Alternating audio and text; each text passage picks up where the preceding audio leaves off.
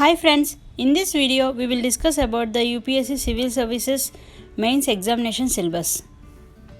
Prelims mains అని separate syllabus ఇస్తారు, కానీ మనకు ప్రిపరేషన్ మాత్రం ఓవరాల్గా కామన్గా ఉండాలి.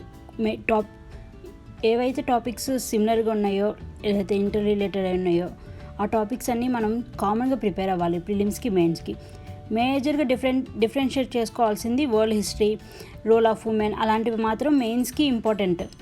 మిగతావన్నీ ప్రిలిమ్స్ మెయిన్స్ కామన్గా ఉంటాయి. అలాంటివి మనం రెండు కామన్గా ప్రిపేర్ అవ్వాలి.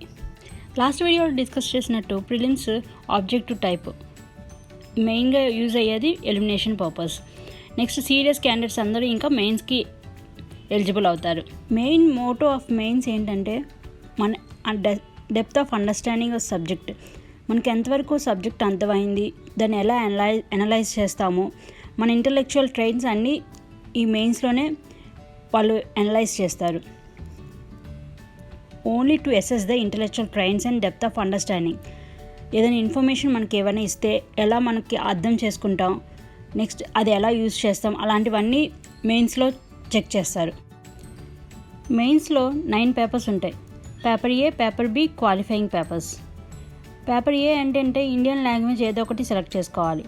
పేపర్ బి ఇంగ్లీష్, ఇంకా మిగతావన్నీ జనరల్ స్టడీస్ పేపర్స్ ఉంటాయి. పేపర్ 2, 3, 4, పేపర్ 1 ఏమో ఎస్ఏ, ఇలా పేపర్ 6, 7 ఆప్షనల్ సబ్జెక్ట్స్. ఇలా మొత్తం ఓవరాల్గా అన్నీ కలిపి 1750 మార్క్స్కి ఉంటుంది.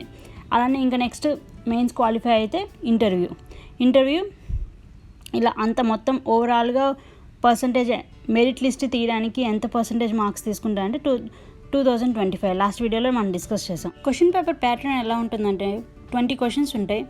అన్ని క్వశ్చన్స్ కంపల్సరీ 150 వర్డ్స్ కానీ 250 వర్డ్స్ కానీ ఇన్స్ట్రక్షన్స్ ఉంటాయి. దాని ప్రకారం మనం ఆన్సర్స్ రాయాలి. All essay type only. Qualifying పేపర్స్కి వేరే ప్యాటర్న్ ఉంటుంది. Main motto of qualifying papers ఏంటంటే డెప్త్ ఆఫ్ అండర్స్టాండింగ్. అసలుకి మనకి ఏమైనా ఐడియాస్ని ఎలా ఎక్స్ప్రెస్ చేస్తామో, కరెక్ట్గా ఎక్స్ప్రెస్ చేస్తున్నామా లేదా అనేది చెక్ చేస్తారు. ఇండియన్ లాంగ్వేజ్లోను ఇంగ్లీష్లో బోత్.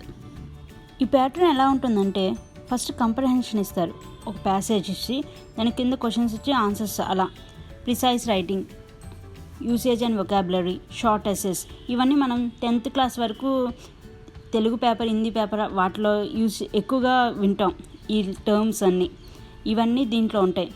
ఇండియన్ లాంగ్వేజెస్లో కూడా ఏదైనా మనం తీసుకుంటే ట్రాన్స్లేషన్ ఉంటుంది.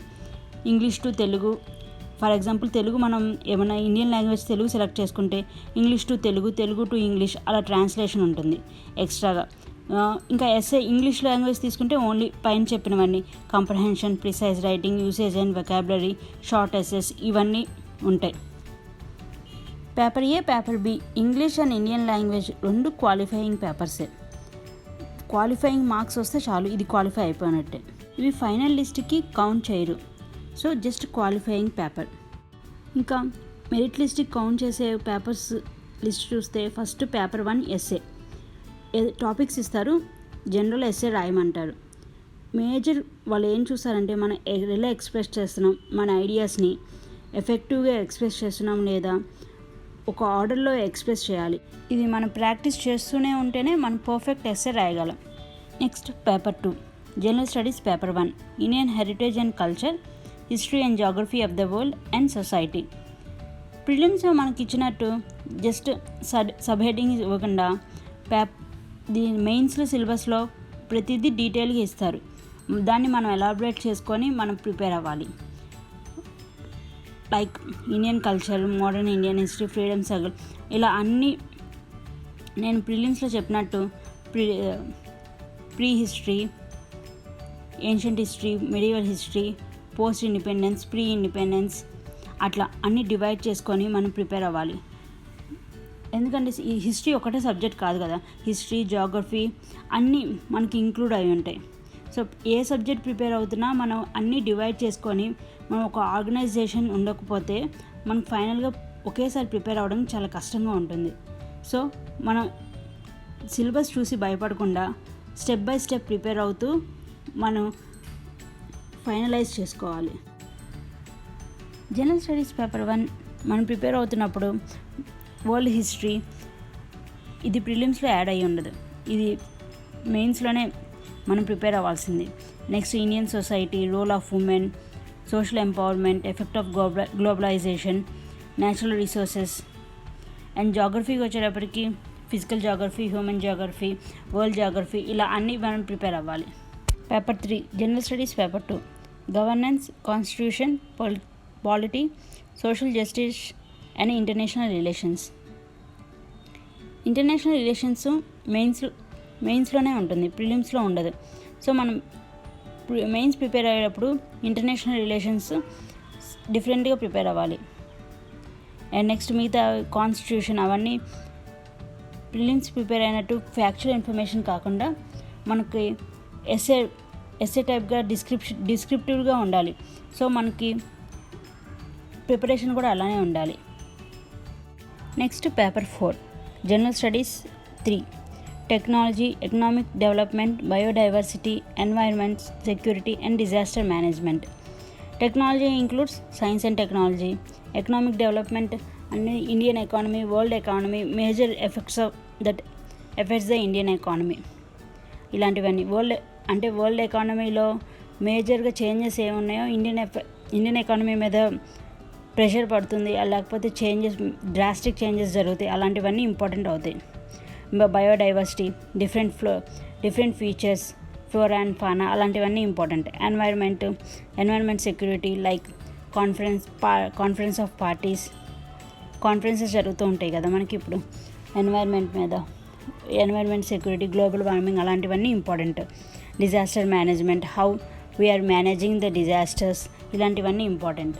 ప్రిలిమ్స్లో కవర్ అవుంది ఈ పేపర్లో ఏంటంటే security, internal security, extremism, development of extremism, rule of external state actors, non state actors, ఇలాంటివన్నీ ఇంపార్టెంట్. ఇవి ప్రిలిమ్స్లో కవర్ అవ్వవు. సో మనం ఈ పేపర్ మెయిన్స్ ప్రిపేర్ అవుతున్నప్పుడు ఇవన్నీ ఫోకస్ చేసుకోవాలి.